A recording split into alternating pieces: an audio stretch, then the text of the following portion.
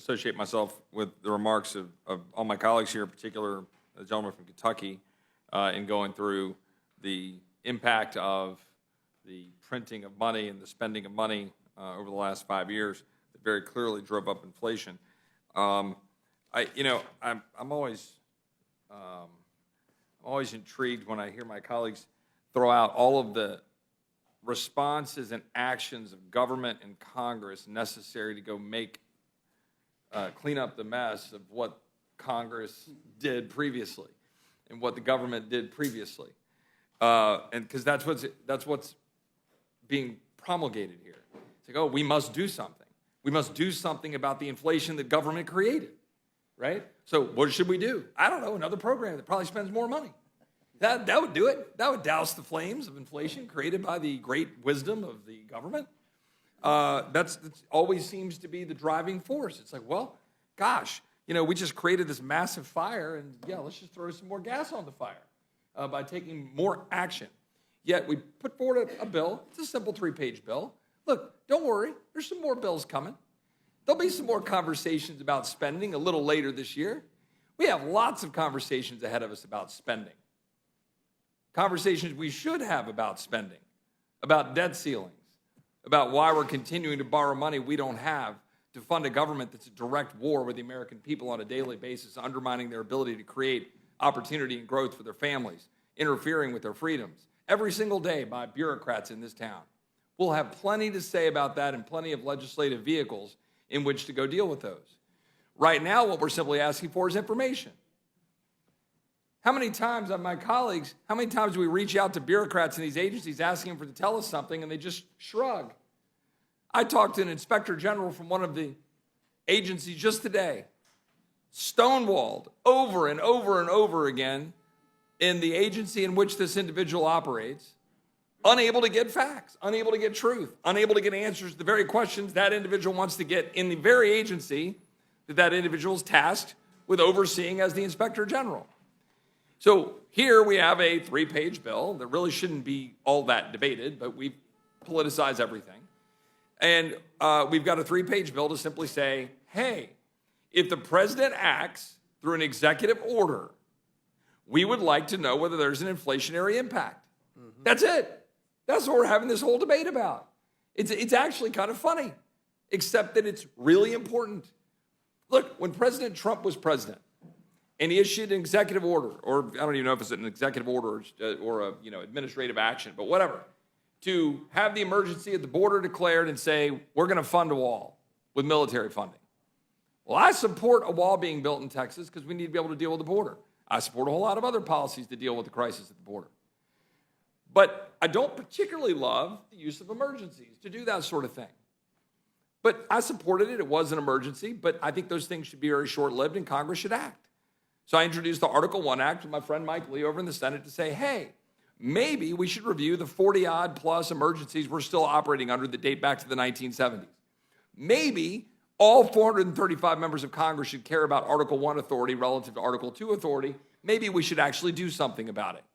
Maybe we should try to make them respond to us.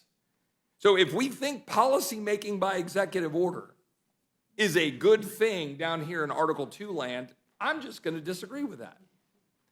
I don't think we should allow the president to just unilaterally do stuff and we don't look at it and go, hey, what are you doing? Because, it's actually our job. And so for me, this is just another tool. I'm not a big fan of reports, right? But to get to the truth of trying to understand from the bureaucrats down the other end of Pennsylvania Avenue and scattered all over creation, okay, if there's an executive order, how much is that going to cost? What's that going to do from an inflationary standpoint? That is why I offered amendments not to exempt certain things. I don't like our defense hawks on either side of the aisle to go around saying, oh, but national security. Really? Right? There's no inflationary impact to what we're going to do for spending on national security, as if that should be exempted. Of course it shouldn't be exempted. We should make rational decisions about every dollar we spend. We should actually debate guns and butter. Heaven forbid we have a debate about guns and butter in this town and have, Econ 101 returned to the halls of Congress. But I am, what's that? You are for guns. That's true. We do know that. a couple of, interesting data points. We're talking about, inflation. And I would just ask my friend from Kentucky, Mr. Comer, if he is familiar that, national health expenditures in this country went from about $3 trillion in 2010 to $4.3 trillion currently. Does that sound about right? Yes. Does it sound about right that, meanwhile, United Health grew about 172%, Cigna 653%, CVS Health 181% over the decade from 2010 to 2020, and I could go down the list of massive expansion of private healthcare entities. There's a gentleman I think is probably familiar because Humana I think has a footprint in Kentucky, that Humana stopped servicing private insurance last week, announced that they were going to stop servicing employer-provided health insurance last week. Why? Because they're going to move their business entirely to government-sponsored health insurance. That's what's going on. You want to know what's driving inflation beyond simply the $5 trillion that was printed? Let's go back to some of the policy choices by this body to massively expand the government's role in a corporate crony state, to expand the government role in healthcare, driving up the price of healthcare in the name of coverage. Which, by the way, still praying for my friend from Maryland. My cancer, when I went to MD Anderson, and I had insurance then that I was allowed to go to MD Anderson in 2011, under the Obamacare plan that I would get as a member of Congress, because despite the fact everybody says we're on some sort of, gold-plated plans exempt from, what the American people have, we're on an Obamacare plan. I couldn't get on MD Anderson. That's how great our coverage is. But you know what? I might be able to do something about that as a member of Congress. Really rich people certainly can do something about it. But the average person shoved into an Obamacare plan is screwed, unable to go to MD Anderson for the most part. So, look, what I'm saying is we've created government action, driven up the price of goods and services in healthcare.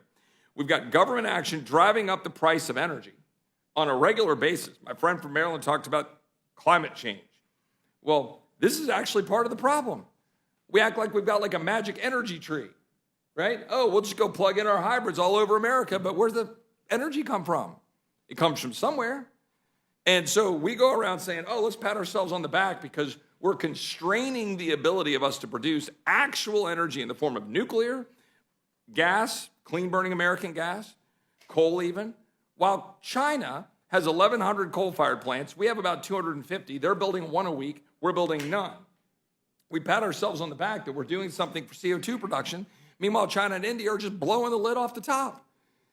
And so we're sitting around going, oh, look at us. Look how great we are, making electricity prices higher, making grids more unreliable, and people wonder why there's inflation. Of course there's inflation when you're constraining the ability of the market to go produce energy. Yeah, no, it's totally true. And the fact is, I'd yield to John. Wait, gentlemen, the sidebar here was that I understand the policy disagreements about the various federal laws that we enacted over the last year. I guess what I'm trying to get at is the press release from Ms. Stefanik, the committee sheet from the rules staff here, the only executive order that is referenced is Keystone Pipeline. And of course, the majority is welcome to put a bill on the floor with respect to that particular issue. Is there another executive order in mind that you all are, that you claim had an inflationary impact, and so this bill is targeting? Because I guess I haven't. And I'll take the climax. There are all sorts of, and look, I'll tell you what. I'll go. You name one? First of all, I'll research and come up with a list for you because I guarantee you there's a list. But let me tell you some examples. Well, I mean, but let me see examples. That's what we're debating. No, I'll tell you right now some examples. Maybe Mr. Comer has one. So we have the cancellation of the Keystone XL pipeline. We have the efforts by the executive branch in terms of the moratorium on federal oil and gas leases and pause on leasing in ANWR, the overturn of the Trump executive action related to WOTUS and NEPA, the rejoin the disastrous Paris Climate Agreement, executive orders that directed the EPA, SEC, Interior, Energy to engage in rulemakings that restrict growth and drive up inflation. There's all sorts of ESG orders in the middle of the Labor Department, and those ESG orders are driving, through ERISA plans, are driving the crap up in the price of goods and services because they're more expensive. And those fees, by the way, are more expensive. What's that? Clarifying, those are rules. I think we're taking up a bill in a moment regarding the rules that were promulgated by DOL. I don't think that would apply to this My point is bill. that these actions, these rules, these executive orders by the executive branch ought to be looked at in full. And tell you what, if we want to offer an amendment that expands the zone to more administrative and executive action, I'm happy to do it. right? I want to know the damage being done by an executive branch that we're not overseeing. And so, look, if we want to expand that to understand the inflationary impact, I'd be happy to do that. The gentleman, make it bigger.